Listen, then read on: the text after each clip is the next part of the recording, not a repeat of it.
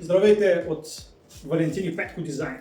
Днес ще покажем едно бързо клипче как боядисваме ние панелен апартамент.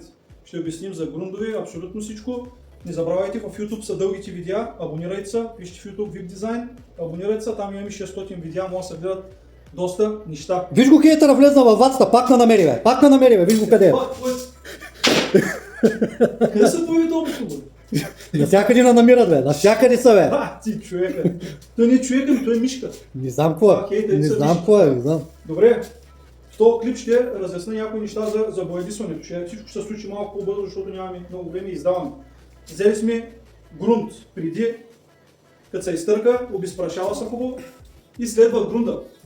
Грунда на 3 литра бака слагаме 2 литра вода, бял грунт, акрилен.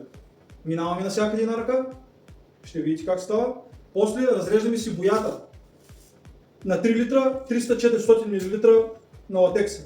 Минаваме си 2 ръце цвят и става перфектно. Тук всичко не е бяло, но правим грунт и 2 ръце латекс.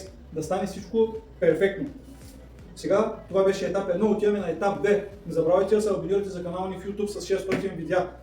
Другото нещо, търсим обект с бати Валю Електро, който да е с кабел положен само с CV-те, защото не ни се занимава с мазилки работи.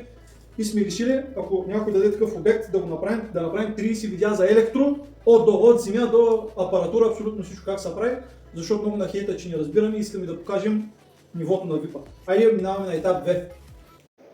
Колегата Петко ви обясни рязко за първи етап от започването на боядисването. Бюджетно, здраво боядисване с хубава боя. Сега аз действам във втори с четката. Това, което обясни Петко, материала няма да говоря повече за него.